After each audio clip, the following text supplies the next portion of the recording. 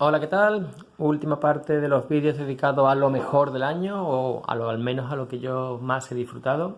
Y lo empezamos con este Monstres, volumen 3. Aún no se ha publicado en España, se ha publicado aquí el número 2. Aquí, uy, este es el número 1. Bueno, ¿dónde está? Aquí tengo el número 3. Eh, el número 1, este tomo, cuando lo leí me encantó, me voló la cabeza. Hacía tiempo que no leía algo que creaba desde la nada un mundo totalmente nuevo, complejo, con un dibujazo maravilloso. El tomo 2, la verdad es que me bajó bastante los humos en el sentido de que la historia seguía siendo buena, pero ya se había centrado. A mí me gustan las historias con muchas tramas complejas que te exijan, y el segundo era mucho más sencillo. Me hizo dudar de seguir, pero este tercero, si bien no está a la altura del segundo, del primero, pero aquí se nos empiezan a aclarar muchas cosas, aunque nos abren otros frentes y otras dudas, se nos empiezan a aclarar muchas cosas y se nos empieza a explicar quién es esta chica, su familia, que va a tener mucha importancia aquí, la historia de este mundo, el ser que habita en ella, y deja un cliffhanger al final que dan ganas de que salga ya la siguiente historia. No voy a hablar mucho de esto porque está emitido en España y no voy a hacer spoiler, pero muy bueno. Lo siguiente, ya he hecho un vídeo sobre esto, una mujer de la Showa. No me gusta mucho el manga, o sea, me gusta, pero no crecí leyendo manga. Y cuando lo hago, algunos tics de narrativa y la longitud de las historias me echan para atrás. Pero estas historias autoconclusivas de autores como este Kamimura, son geniales. Esto es el equivalente a Paracuellos de Carlos Jiménez y la historia de una huérfana en la posguerra japonesa, en la Segunda Guerra Mundial. Una chica que crece rodeada de la miseria, el abuso, la violencia, todo. Y que crece para convertirse en alguien que obviamente no es una persona normal. Una muy buena historia, dura, no es para todo el mundo, no es para todo el mundo, no por su dificultad, sino porque realmente hay momentos y hay imágenes y hay situaciones que te van a afectar. Y el dibujo muy bueno también. Algo de pijameo, una de las grandes etapas de la Patrulla X de Whedon y Cassaday.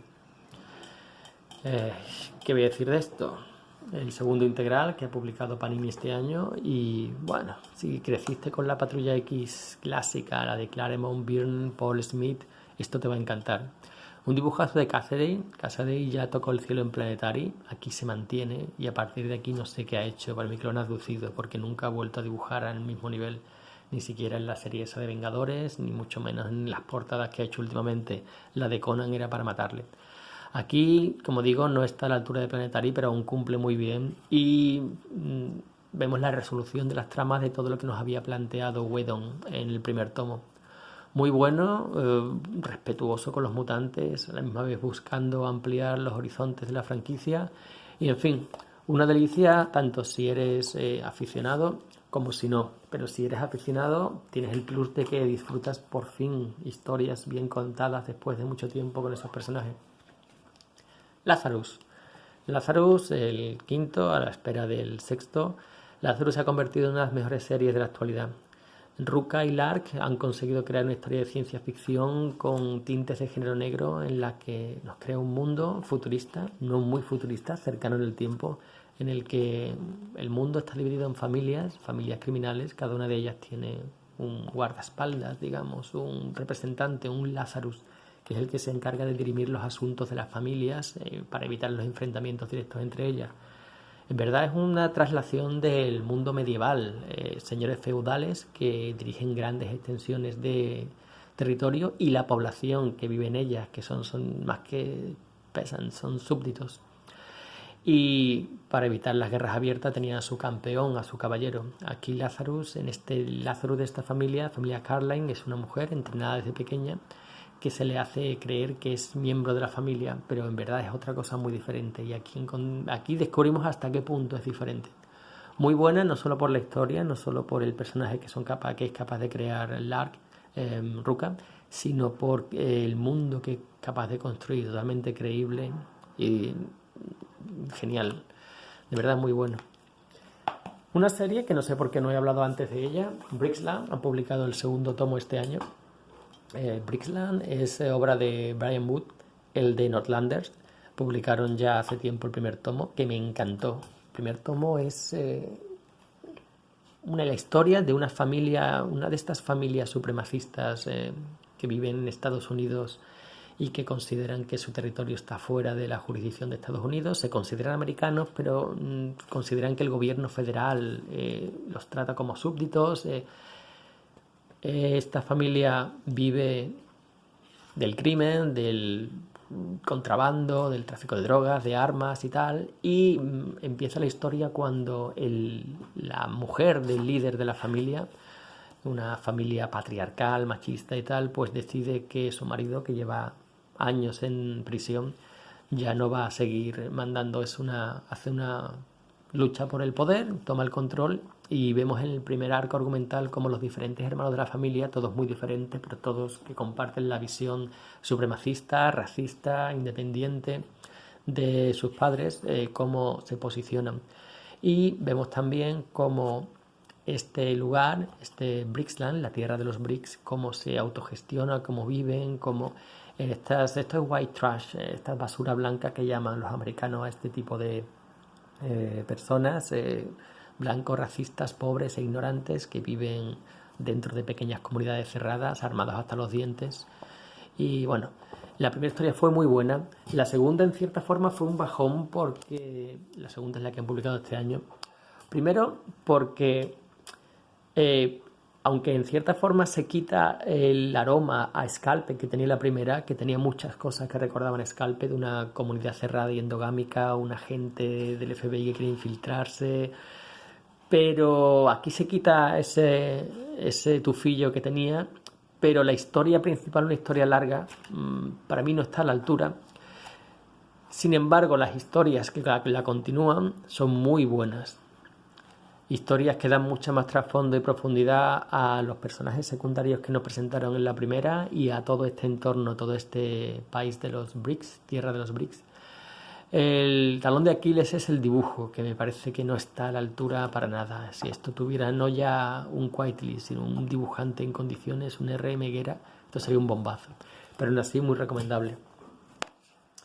Rayo Negro, aquí lo tenéis, ya hice un vídeo sobre esto, una sorpresa, una de las sorpresas del año. Rayo Negro es uno de mis personajes Marvel favoritos y tenía bastante miedo al enfrentarme a esta obra porque decían que era un cómic indie, un cómic... Y bueno, si bien el guión no tiene mucho que ver con los inhumanos, esto podría haber sido protagonizado por prácticamente cualquier personaje. De hecho, Rayo Negro no era la primera opción. Pero nos cuenta una historia tipo Prison Break, en la que el personaje está encerrado en una prisión de la que no puede escapar, y la que se enfrenta a la violencia y el abuso de los guardias, el enfrentamiento con otros prisioneros. La historia, lo típico, Prison Break, pero el dibujo y el color es alucinante. Me ha encantado. En sus 6 primeros números nos habla de la prisión, de los aliados y enemigos que hace ahí, de cómo quiere o cómo intentan fugarse, quién es ese misterioso guardián. Está bastante bien hecho.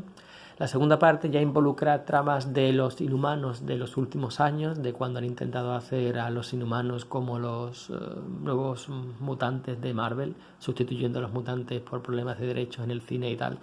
Y bueno, esta segunda parte cae en interés un poco porque te mezcla tramas que ya de por sí no eran muy interesantes en series originales, y si no las conoces pues te van a interesar menos.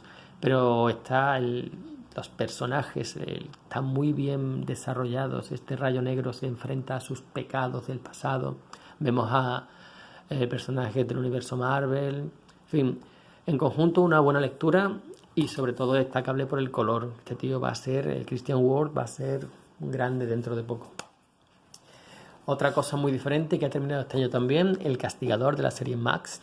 El Castigador ya terminó, pero había como una última historia que se publicó muchos años después, hace poco, El Pelotón.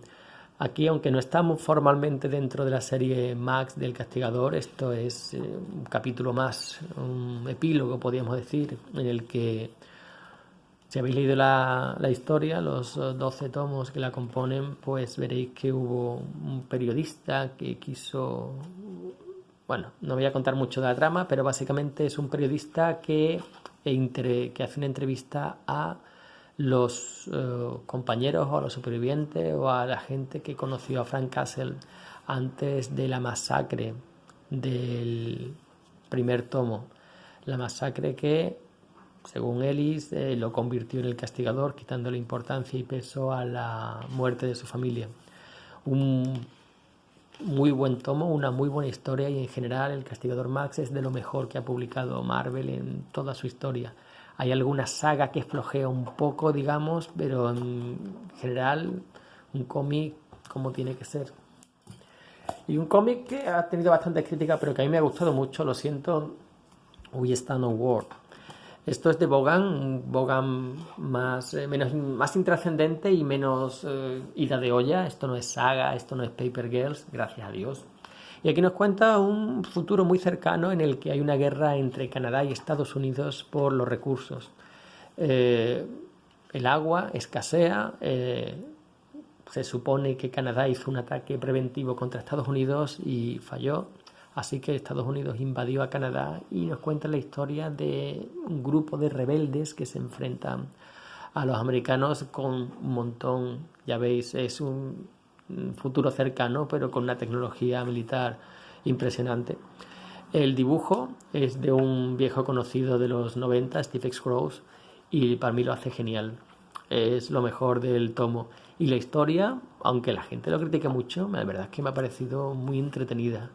Una historia que no va a cambiarte la vida, pero que lo que quiere contar te lo cuenta y muy bien, y con unos personajes, sobre todo este, que es genial. Lo recomiendo.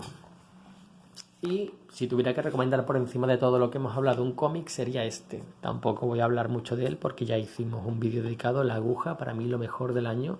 Un cómic de Simon Spurrier y Jeff Stockley. Un cómic de ciencia ficción, pero que está hablando como la ciencia ficción buena. Habla de mundos extraterrestres, mundos futuros, pero de lo que en verdad habla de nuestra sociedad. Aquí nos presenta un mundo en el que, en el mundo devastado por un desierto radioactivo, tal, que se alza una ciudad, La Aguja, en la que la población está estratificada en clases sociales desde lo más bajo a lo más alto, y donde hay la trama se empieza a través de un asesinato de aparentemente random, pero que es la niñera de la futura heredera al trono de esta ciudad. Una heredera que es racista y que quiere expulsar o quiere destruir a los habitantes no humanos de la ciudad, porque en este mundo hay habitantes humanoides y no humanoides, que son tolerados en la ciudad y que realizan los trabajos más bajos y más degradantes. Como veis, es una metáfora de nuestro mundo, de la inmigración. No solo de eso, también es una metáfora de del extremismo religioso, con una especie de tribu que vive en el desierto, una tribu que fácilmente se le puede identificar por sus ropajes, por su fe, que no permite la existencia de otra, como podríamos decir el ISIS o los extremistas islámicos. Y un personaje, Capitán, que es genial. Ojalá contar más historias de este mundo. Muy complejo, muy difícil. Hay gente que la ha leído y no se ha enterado de nada hasta la segunda o tercera vez, porque no es difícil la historia, sino la forma en la que te la cuentan, forma no lineal. Tantísimos personajes, tantas tramas que se entrecruzan. A mí me ha encantado, lo mejor del año, pero entiendo perfectamente que alguien la lea y no se entere de nada y no quiera ni volver a acercarse. Y lo último ya, que ya es hora, Los Maestros Cerveceros. Europeo, de Dolmen, de Van Ham y Valles, o Valles. Es el segundo tomo que cierra la saga, en el que nos cuentan la historia de una familia de cerveceros desde su origen a finales del siglo XIX, cuando la cerveza se producía aún en las abadías, hasta generación tras generación, cómo se va especializando, cómo se van. Este es el primer tomo, el segundo se ha publicado hace unos meses, un dibujazo, quizá un poco estático, pero no importa, porque aquí lo que nos cuentan no es una historia de acción, aunque la hay, no es una historia de aventuras, aunque también lo hay. Esto es una excusa para contarnos la historia del siglo XX europeo, desde la Revolución Industrial, bueno, la Segunda Revolución Industrial, la Primera Guerra Mundial, la Segunda Guerra Mundial, el ascenso del comunismo y los sindicatos, todo. Cada generación es diferente, los personajes cambian, todos están muy bien esbozados y en cada generación es una época diferente que se tiene que enfrentar siempre con el trasfondo de las fábricas, de la cerveza, del negocio de la cervecería, todo muy bien documentado. Van Ham, por lo visto, tenía mucho conocimiento de este sector antes de ser guionista. Y bueno, el dibujo, ya veis, un dibujo que puede pecar algunas veces de estático, pero que en general está perfectamente documentado, los uniformes, edificios, paisajes, la ropa. Un cómic para leer y disfrutar poco a poco y dándote cuenta de todos los detalles. Y ya está. Esto ha sido para mí lo mejor de este año. No sé lo que nos traerá el 2019. Y lo descubriremos juntos, vídeo a vídeo. Un saludo y hasta la próxima.